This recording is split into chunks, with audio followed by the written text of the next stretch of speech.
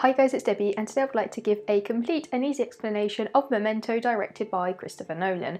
I wouldn't recommend watching this video if you haven't seen the film because it will be a spoiler feast. Now, the main premise to Memento, the basic story we are introduced to, is the life of the main protagonist, Leonard, whose wife was raped and murdered. He had tried to save her but had received a heavy blow to his head by the attacker. Because of this injury, Leonard began to suffer of memory loss.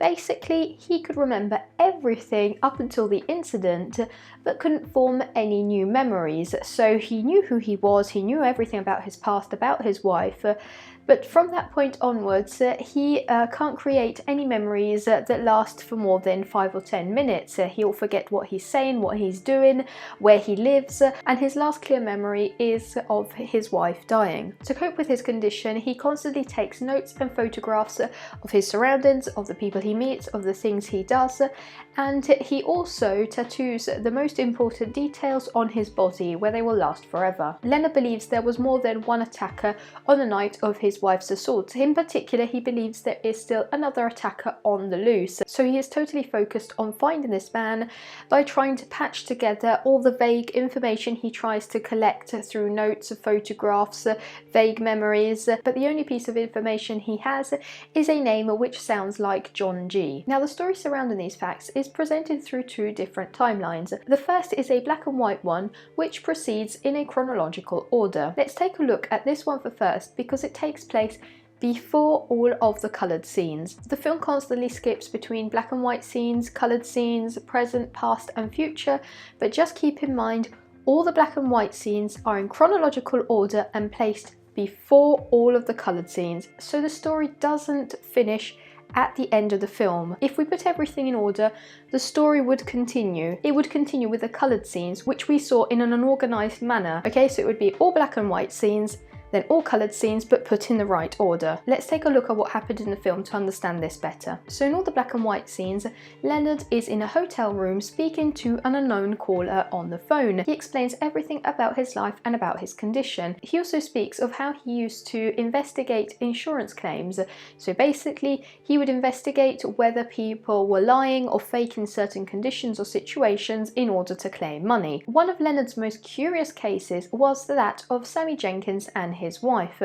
The couple had an accident, and after this event, Sammy Jenkins couldn't form any new memories. He could remember everything up until the accident, but after the event, his memory lasted just a couple of minutes. Sammy's wife was very upset and mistrusting about this condition, even after months of tests with doctors, so she decided to do the ultimate test. Because she was diabetic, she repeatedly asked her husband to inject her insulin to see whether he would stop or he would continue killing her. But Sammy unfortunately would not remember he had injected her and kept on to the point of leading her to her death. Leonard is fascinated by Sammy's story and tells it to anybody he meets, including the caller. As the call goes on, Leonard is invited to reach a remote location where he should find some more answers to his questions regarding his wife's death. At the location, he meets drug dealer Jimmy, which he believes could be the infamous John G, so he kills him.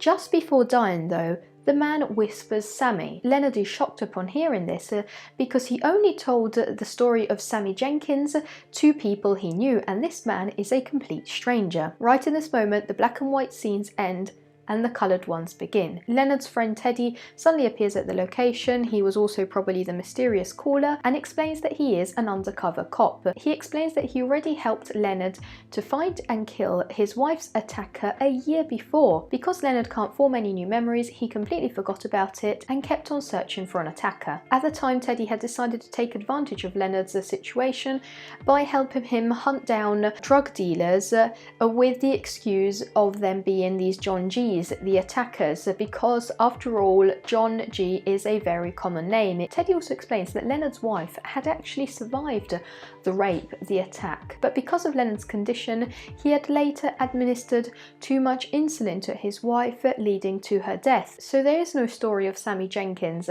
This is just a memory Leonard created in order to suppress his own guilty memories. Leonard is so shocked upon hearing this news that he resorts to angry denial denial, although Teddy probably told him this story countless times, but he forgets them every single time. He decides he doesn't want to trust Teddy as his real name is also John G, and he might be fooling with his mind. He writes down "don't trust his lies" on Teddy's photograph and drives off. And from this point onwards, most of the film, most of the coloured scenes we saw in the film pick on, but in a different order. So in order we have the rape and the attack, Leonard's injury, all the black and white scenes in which he speaks about his life, he describes his condition.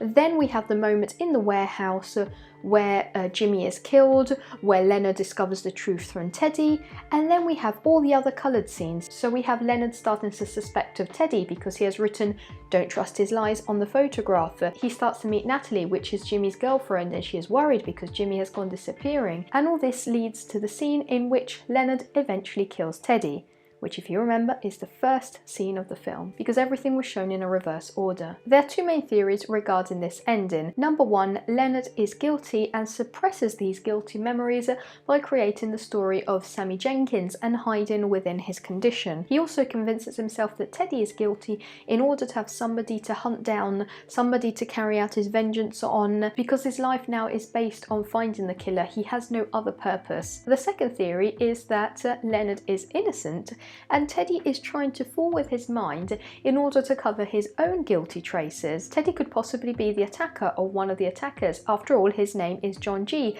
and he is a rather dodgy character. In my personal opinion, Leonard is guilty. Because, for example, in one scene we see Sammy Jenkins hospitalised in an institution after killing his wife, and in one very brief flash, instead of his face, we see Leonard's face, meaning that they are the same person. I think Leonard is trying to find a purpose in life, something to hide his own guilt. For example, he has reached the point of removing reports from police files to make the puzzle forever unsolvable. In a certain sense, this life is a self-inflicted punishment. Also, we only tend to stick by Leonard's side because we get to know him quite well throughout the film. He appears like the innocent good guy. Instead, Teddy is only introduced through the sentence "don't trust his lies," and he always is shown as that shady, dodgy character. But in reality, these are just assumptions based on Leonard's thoughts. So trust is a very important theme throughout this film. We don't trust some of the characters, just as they don't trust each other within the film. Memento can be a very confusing film, mostly because the black and white scenes travel in a chronological order, while the coloured ones are in a reverse order. The creators of the film introduced this effect in order for us to understand Leonard's condition, feel as confused as he feels on a daily basis. And as many other Nolan films, the ending is left open to the audience's personal opinion. So let me know what you thought about Memento with a comment here below. Also, if you enjoyed this video, make sure to subscribe for many more movie related videos. See you soon. Bye.